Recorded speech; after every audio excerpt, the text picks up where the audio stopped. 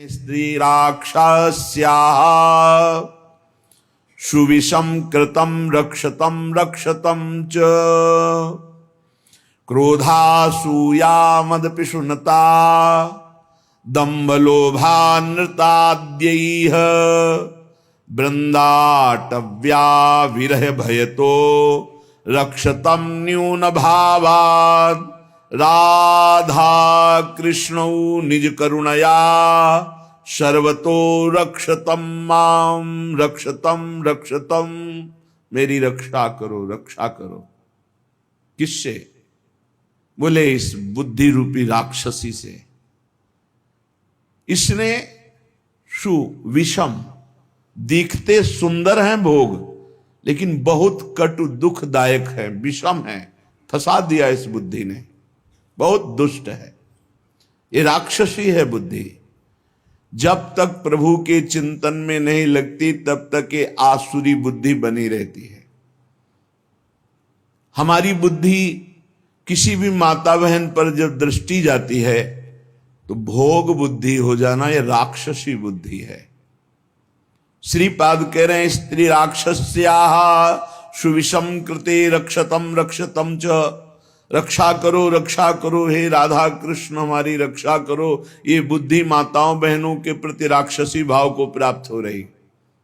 अब इसी का गलत अर्थ कर दिया जाए तो निंदनीय हो जाएगा। भाव से देखा जाए तो इसका अर्थ होता है कि ये मेरी बुद्धि राक्षसी स्वभाव की हो गई, जो माता बहनों पर ये भोग दृष्टि रखती है। और यही सत्य है, हमारी जो बुद्धि जैसी होती है हमको सामने वैसा ही दृश्य दिखाई देता है। ये राक्षसी भाव है, असुर भाव है। आसु कहते हैं प्राणों को, जो केवल प्राणों के ही पोषण में लगा हुआ है, केवल इंद्रिय सुखों के ही भोगने में लगा हुआ है, वो असुर भाव को प्राप्त है, वो राक्षसी बुद्धि है। इसमें किसी का क्या दोष कि आप क्या देखते हैं? आपका दोष है या सामने वाली वस्तु व्यक्ति स्थान का दोष है? तो हे राधा कृष्ण, हे श्यामा श्याम, राधा कृष्णो निज करुणया सर्वतो रक्षताम माम। हे राधा कृष्ण आप मेरी रक्षा कीजिए। सुविषम कृते रक्षतम रक्षतम च। क्या रक्षा हो जाएगी? मेरी बुद्धि का दर्शन ठीक हो जाए। ये जो बुद्धि निश्चय कराती है ना, बहुत गलत निश्चय कराती, इसमें सुख इसमें सुख इसमें सुख। धिक्कार है। भगवान की कृपा से दिव्य मानव देह प्राप्त करके दिव्य आध्यात्मिक सुख प्राप्त करने की लालसा रखनी चाहिए, ना कि भोग दृष्टि से देखना चाहिए। हे प्रभु मेरी रक्षा करो, मेरी बुद्धि शुद्ध हो, नहीं तो दुर्गति पक्की है, पक्की दुर्गति है। फिर जब काम अपना अधिकार जमा लेता है हृदय में तो क्रोध का तांडव शुरू हो जाता है। नाक में गुस्सा रहता है। छोटी छोटी बातों में वो अपने पूज्य जनों को भी कटु वचन, कठोर व्यवहार, हिंसादि भी कर सकता है।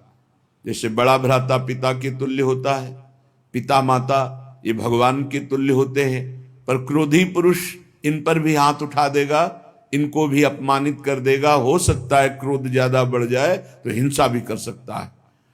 ये राक्षसी बुद्धि के लक्षण हैं, जो माताओं बहनों में काम भाव देखना और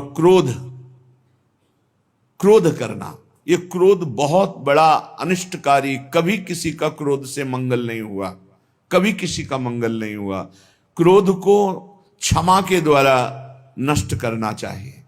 नाम जप से ऐसा धैर्य धारण करना चाहिए, जो आपके प्रति अपमान की क्रिया, प्रतिकूल क्रिया, तिरस्कार क्रिया, अहित क्रिया करे उसको भी क्षमा कर दो। क्षमी अद्वेष्टा सर्वभूतानां मैत्रा करुण एवच निर्ममो निरहंकारां सम दुखा सुखः क्षमी। क्षमी क्षमावान। क्षमावान बलवान होता है, क्रोधी बलवान नहीं होता, वो कमजोर होता है। क्षमावान बलवान होता है। क्षमा के द्वारा क्रोध का नाश करो। प्रिया प्रीतम के स्मरण से, उनके चरणारविंद के चिंतन से, उनकी लीला गायन से अपने बुद्धि को इतना परिपक्व करो कि अगर गृहस्थ हो तो अपनी पत्नी के सिवा सर्वत्र जननी भाव हो, पूज्य भाव हो। प्रिया जो की सब सखियां हैं या स्वयं जगत अम्बा इन रूपों में विराजमान है।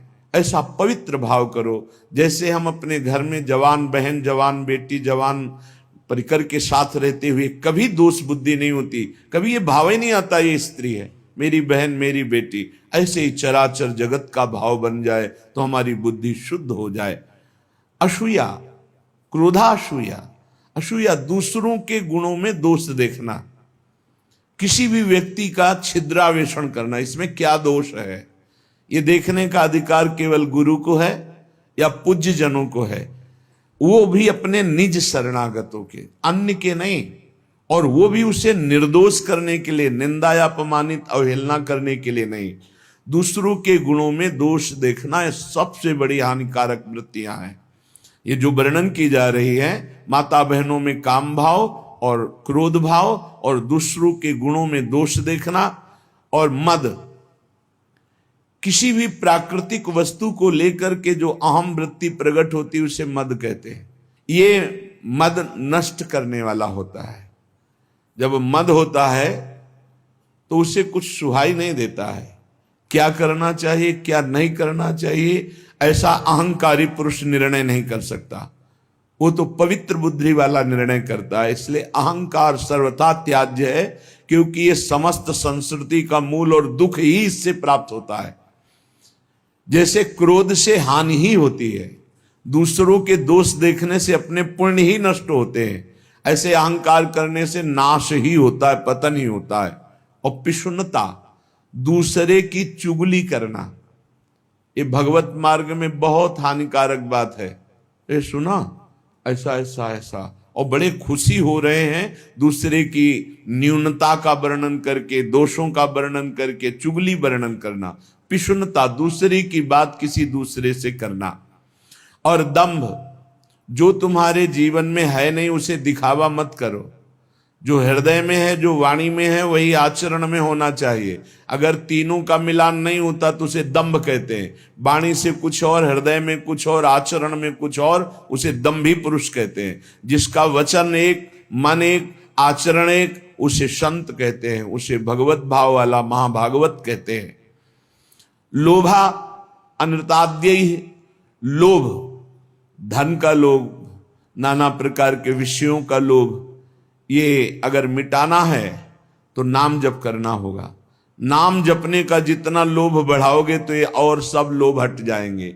लोभ पास जेहि गल न बंधाया, सो नर तुम समान रघुराया। और अनृत है, झूठ बोलना। झूठ बोलना बहुत सहज होता जा रहा है, इसीलिए भजन में बड़ी हानि, बड़ा निषिद्ध है झूठ बोलना। शास्त्र में बहुत इसे रोका गया है।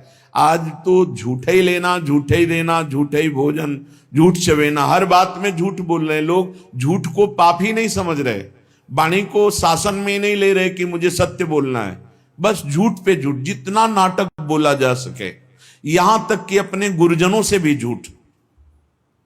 अब इससे ज्यादा क्या होगा? संसार में एक जगह ऐसी है जहां झूठ वैसे तो कहीं नहीं बोलना चाहिए, पर किसी भी कारण से गुरुदेव से तो बोलना ही नहीं चाहिए।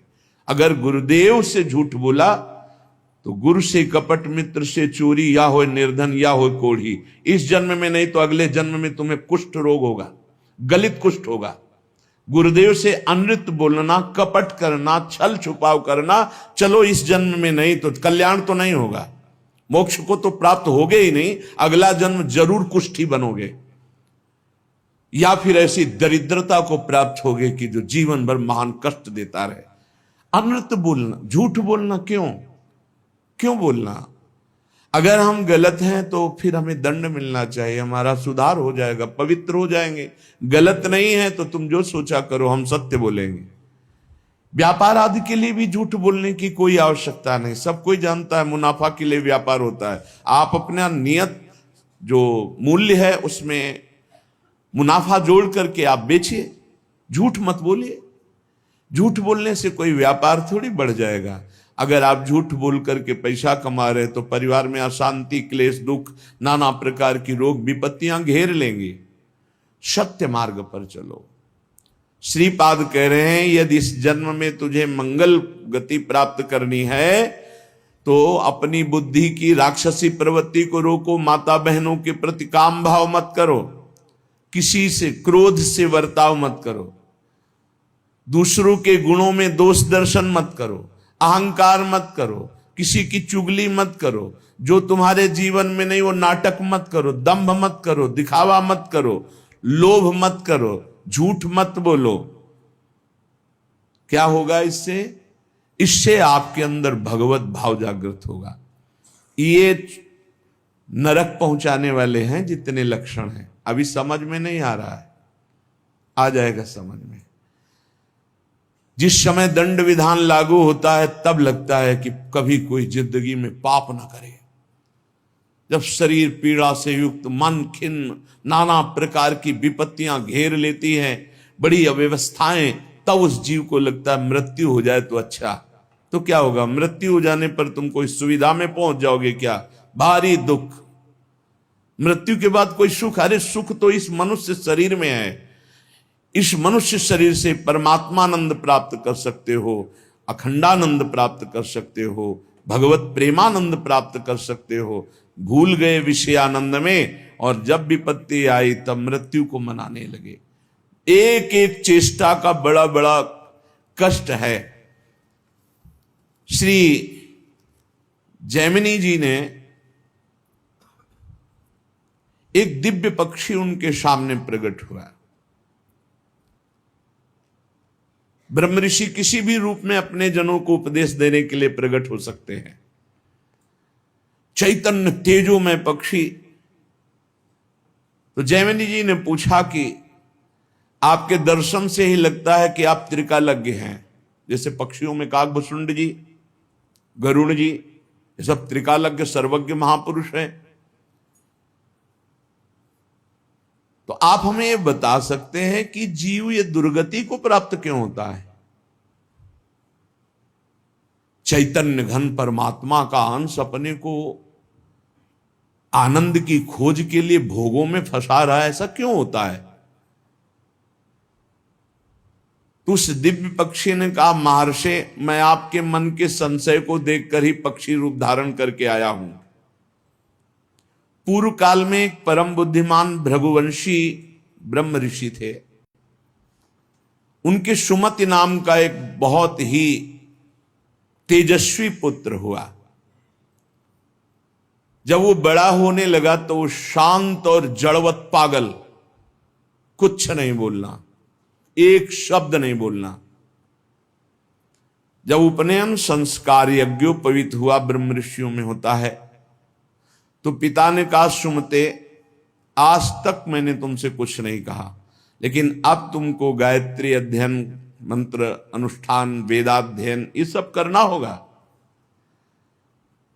भिक्षान्न से शरीर पोषण करो, गुरुकुल में वास करो, वेदों का अध्ययन करो, गायत्री अनुष्ठान करो।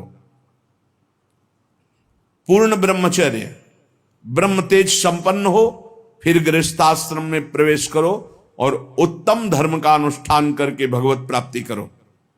मनुष्य जीवन का यही लक्ष्य है। प्रथम चरण जिंदगी का जिसका ब्रह्मचर्य से जाता है, पूरा जीवन आनंदमय होता है। आज ऐसी दुर्दशा हो रही है कुसंग से, कुछ मोबाइल का कुसंग, कुछ बच्चों का ऐसा कुसंग कि क्रम बाय क्रम ये रोग फैलता चला जा रहा है। ब्रह्मचर्यहीनता, ब्रह्मचर्य का त्याग, सर्वतो भावेन ब्रह्मचर्य का नाश ही आज के बच्चे सुख मान रहे। जब प्रथम नींव ही गलत हो गई तो महल कैसे खड़ा होगा? फिर जिंदगी अशांत। नए नए बच्चे आते हैं डिप्रेशन में और कहते हैं कि मैं अपने शरीर को नष्ट करना चाहता हूं, अब मेरी जीने की इच्छा नहीं रह गई क्योंकि मेरे में उत्साह नष्ट हो गया। हर समय हम डिप्रेशन में रहते। पहला आश्रम ब्रह्मचर्य आश्रम है सबका पहला आश्रम ब्रह्मचर्य। फिर जो गृहस्थ, वानप्रस्थ, सन्यास या ब्रह्मचर्य सीधे सन्यास। बेटा तुम इन नियमों का पालन करो तो तुम्हें ब्रह्म की प्राप्ति होगी। कौन सा शोक है जो तुमको बोलने नहीं देता? मैं तेज से बता रहा हूं कि तुम साधारण जीव नहीं हो जो हमारे पुत्र बने हो तुम्हारे ब्रह्म तेज से, पर तुम पागल जैसे रहते हो, एक भी शब्द नहीं बोलते हो। जैसे जड़ भरत जी हार गए, पिता पधार गए, लेकिन कभी गायत्री कभी उच्चारण नहीं किया, संपूर्ण ब्रह्म ज्ञान उनको प्राप्त। जब अनेक बार कहा तो सुमति जी कुछ नहीं बोले। पिता ने स्नेहवश फिर कहा, बेटा तुम छल मत करो, मुझे पता है तुम बोल सकते हो और तुम ज्ञानी महात्मा हो, मुझे पता है तुम्हारा तेज ऐसा है, तुम पागल नहीं हो। जब बार बार कहा तब सुमति ने हंस दिया और उसका पिताजी ये जो आप उपदेश कर रहे हैं ये बहुत बार बहुत जन्मों में कर चुका हूं। मैं उस तत्व को प्राप्त हो चुका हूं जिसके जानने के बाद कुछ जानना बाकी नहीं रहता। इसीलिए मैं जड़वत पागल आचरण करता हूं कि आप हमको ये ना समझ पाए कि मैं आपका पुत्र बहुत विद्वान या बहुत ज्ञानी हूं। जो आप उपदेश कर रहे हैं बहुत जन्म अनुष्ठान कर चुका हूं। मैं त्रिकालज्ञ हूं, मुझे तीनों कालों का ज्ञान है, भूत भविष्य वर्तमान। त्रिकालज्ञ तब होता है जब भगवत स्वरूप में तदात्म हो जाता है। तो भगवान सर्वज्ञ है तो वही सर्वज्ञता अंश रूप में उतरती है तो वो भी सर्वज्ञ हो जाता है। मैंने बहुत से शास्त्रों का ज्ञान प्राप्त किया, वो अक्षरशः मुझे सब भगवत कृपा से स्मृति में व्याप्त है। हर कला में मैं प्रवीण हूं, शिल्प कला आदि सब कलाओं में प्रवीण हूं। मुझे पागल रहने का स्वभाव है कि कोई जान न पावे। इस समय मैं आपके और अपने 10,000 जन्म तक को देख रहा हूं। स्वाभाविक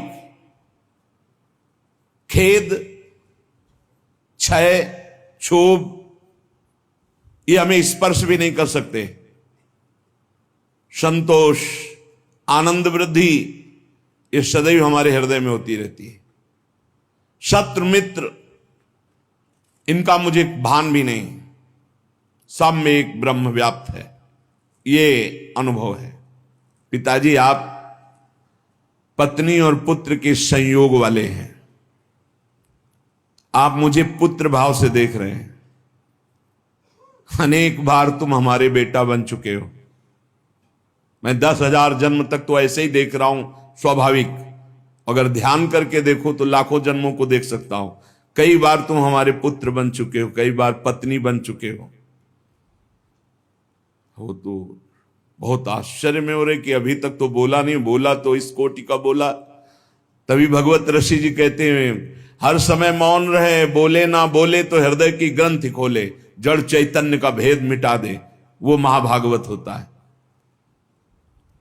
पिताजी मैंने हजारों बार महान से महान सुख और महान से महान दुख भोगे हैं जो मेरी स्मृति में है। लाखों माताओं के गर्भ में विष्ठा और मूत्र के बीच में मैं पला हूं, मुझे याद है। अपने लोगों को इसी जन्म का याद नहीं है। इसी जन्म में जो मां के गर्भ में थे याद नहीं, कोई घटना, कोई दुख, एक पाई भर भी स्मृति नहीं। इतने ज्ञानी हैं। सोचो, ये महाराज सुमति जी कह रहे हैं कि मुझे 10,000 वर्ष का तो ऐसे ही दिखाई दे रहा है। अगर ध्यान धरूं तो लाखों जन्म का बता सकता हूं। मैंने लाखों बार माताओं के गर्भ में विष्ठा और मूत्र के बीच में पला हूं, मलाशय और मूत्राशय के बीच में। मैंने लाखों प्रकार के रोगों को भोगा है, हर योनियों में मुझे ज्ञान है। गर्भावस्था में जो दुख होता है बड़ा अपार दुख होता है। मैंने बचपन, जवानी, बुढ़ापा सबको देखा है। मैं हर योनियों में गया हूं। मुझे हर योनि का पशु, मृग, कीट, पक्षी, मनुष्य, स्त्री, देवता सब बना हूं।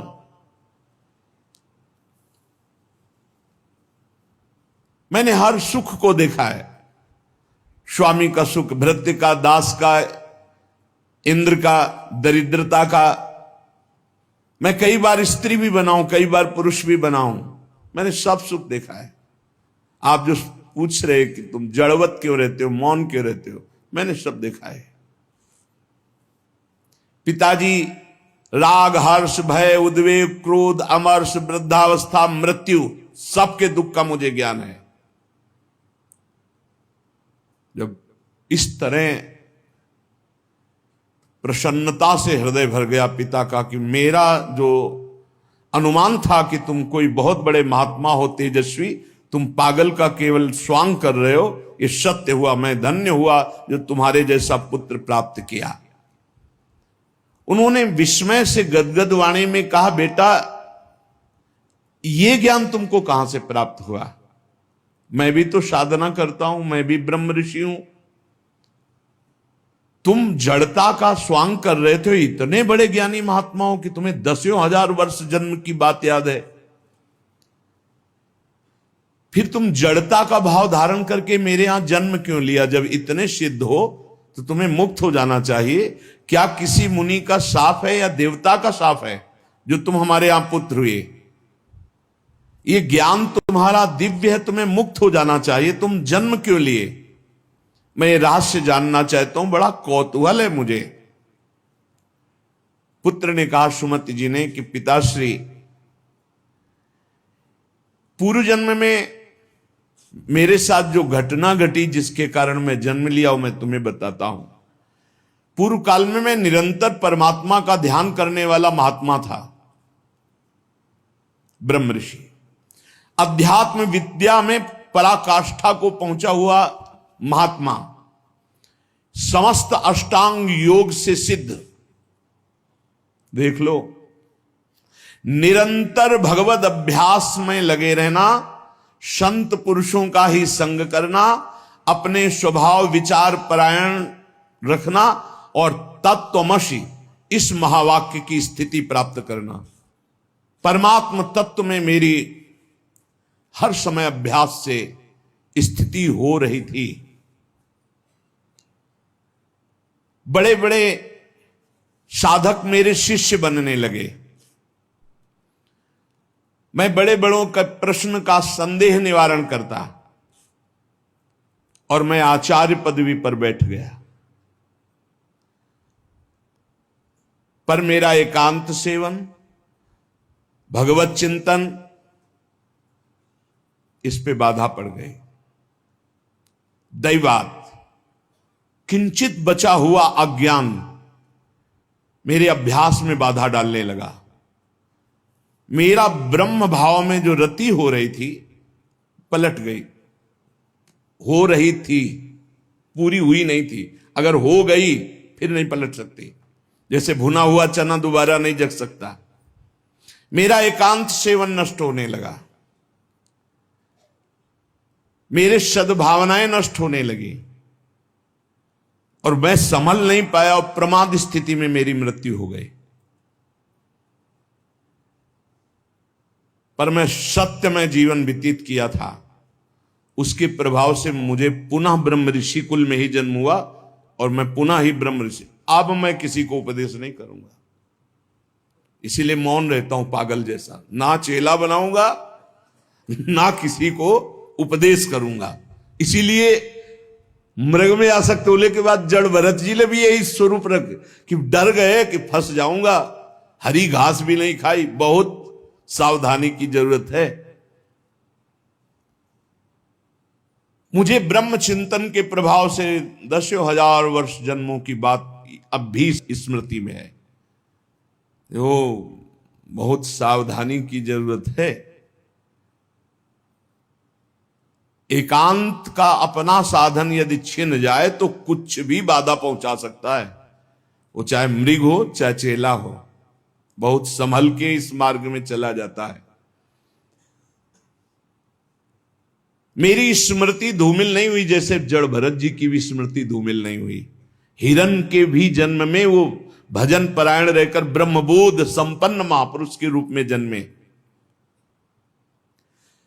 पिताजी पूर्व जन्म के अभ्यास में मैं जितेंद्री था, इसलिए अब भी मैं जितेंद्री ही हूं। केवल प्रमाद स्थिति आ गई, चिंतन में प्रमाद, बहुत सावधानी। अब भविष्य में मेरा जन्म नहीं होगा क्योंकि मैं सावधान हूं, अब प्रमाद नहीं होने दूंगा। मैंने जो दूसरों को ज्ञान दिया था, उस ज्ञान का कहीं न कहीं मुझे अहंकार आ गया, इसलिए प्रमाद स्थिति आ गई। भ्रम न हो जाए, वो छुपा छुपी का खेल खेलता है, चेला नहीं है, वो जगत गुरु है। भगवान श्री कृष्ण कह रहे हैं मत्ता पर तरम नान्यत, मेरे सिवा अन्य कोई नहीं। तो कहीं गुरु बनने का अहंकार ना आ जाए। भगवान अपने भक्त की हर इच्छा को पूर्ति करते हैं, तो वही आकर शिष्य रूप में शरणागत का स्वांग करते हैं। ये भूल गए तो देख ले, और कोई अपराध नहीं था, कोई अपराध नहीं था। प्रमाद स्थिति मैं ज्ञानी हूं, हम जागृत हो गया, एक जन्म बर्बाद हो गया। ब्रह्म बुद्ध इसलिए इस जन्म में बोल ही नहीं रहे, अपने पिता से भी नहीं। जब बहुत बार कहा तो करुणा करके बोले, जैसे जड़ भरत जी रघुगण से बोले, मैंने जो दूसरों को ज्ञान दिया था, ये ज्ञान देते समय नहीं होना चाहिए कि मैं उपदेश कर रहा हूं, मैं उत्तर दे रहा हूं। सच्ची नहीं, वो श्री भगवान अंदर से बोल रहे हैं। हृदय मंदिर भगवान का है, साउंड ये दिखाई दे रहा है, और अंदर से भगवान बोल रहे हैं। जो उत्तर दिया वो मैं भी सुन रहा हूं। मैं उत्तर देने वाला नहीं हूं, मैं भी श्रोता ही हूं। उत्तर देने वाले श्री भगवान जगत गुरु जो सबके हृदय में बैठे हैं, वही कथयन्ति च माम नित्यम तुष्यन्ति च रमन्ति च, इसकी योग्यता प्रदान कर रहे हैं। वही अंदर से कथन करवा रहे हैं, वही उसी में रमण करवा रहे हैं, वही सुनवा रहे हैं। जो सत्य चिंतन करता है वो कभी व्यर्थ नहीं जाता। उसके प्रभाव से मुझे आगे कोई साधना नहीं करनी पड़ी और मुझे तत्वबोध हो गया। यही खास बात होती, मैं ब्याज सहित भजन मिलेगा, आगे कोई साधना नहीं करनी पड़ी। इस जन्म में स्वयं तत्वबोध संपन्न महापुरुष के रूप में प्रकट हो गए। जैसे जड़ भरत जी जन्म से सिद्ध, भजन कर नामे भक्ता प्रणश्यति, ये खास बात होती। 100 बार राधा राधा बोला है तो अगले जन्म में 101 बार से शुरू होगा, 99 से नहीं। मैं त्रिकालज्ञ हूं, अपना परिचय बता रहे हैं। और ये तीनों कालों का ज्ञान साधारण धर्मों के पालन से या कर्म कांड से इनसे नहीं प्राप्त होता है। ये भगवत चिंतन ब्रह्म चिंतन से प्राप्त होता है। पिताजी मैं जन्म से ही सन्यासी हूं, मुझे शिक्षा की अब जरूरत नहीं कि आप ब्रह्मचर्य धारण करो, आप जाओ एकांत सेवन करके फिर गृहस्थाश्रम, फिर वानाप्रस्थ, फिर सन्यासी। मैं जन्म सिद्ध सन्यासी हूं। मेरे से चूक हो गई, जरा सी चूक में जन्म हो गया। हिरन में आसक्त, जरा सी चूक में, बहुत बड़ा गेम है ये। चूक नहीं होनी, ये खेल है, चूक नहीं होनी चाहिए। अच्छा, खास बात देखो, चूक कहां हुई है। और जब भगवान की शरण में होता है तो भगवान कह रहे अंतिम चूक को मैं सुधारता हूं। इसीलिए सर्वश्रेष्ठ भगवान की भक्ति है, शरणागति है। हे, इतने बड़े महात्मा की चूक हुई और अगला जन्म हुआ और जीवन भर वैश्यागमन करता रहा। अंत समय नारायण बुलाया तो परम पद पहुंच गया। पुत्र के बहाने नारायण बोला, भगवान नाम, इसीलिए हम नाम जप की महिमा को बार बार गाते हैं। मैं क्या हूं इसको छोड़ो, आप क्या है प्रभु, मैं समझ गया। राधा राधा राधा राधा राधा राधा, परम पद मिल गया। अब ये बहुत सरल लगता है ना, इसलिए फ्री किसी को हीरा दो तो कांचा ही समझेगा, और दाम लगा के कांच दो तो उसको माथे पे लगाएगा। 1 लाख में खरीदा है, भले चमकीला रंगीन कांचा ही हो या सफेद कांच हो, और अगर फ्री हीरा दो तो उसको लगे हीरा फ्री कैसे दे सकता है, नहीं ये तो कांचा ही होगा। पैसा लगा के फ्री सत्संग मिल रहा है तो समझ में नहीं आता, फ्री सत्संग मिल रहा है, फ्री एकांतिक मिल रहा है तो समझ में नहीं आता। पक्की बात समझो, भगवान नाम से बढ़कर के कोई साधना नहीं है, कोई साधना नहीं। ये आप देखो इन प्रसंगों को इसीलिए सुनाते कि आप पकड़ो, इतनी ऊंचाई पे चढ़ा हुआ महापुरुष जरा सा अहम में फिसल गया। और भगवान का भक्त जो भगवान का शरणागत है, तो भगवान कहते हैं अंतिम समय उसका स्मरण मैं बनता हूं, मैं स्वयं उसका स्मरण बनता हूं।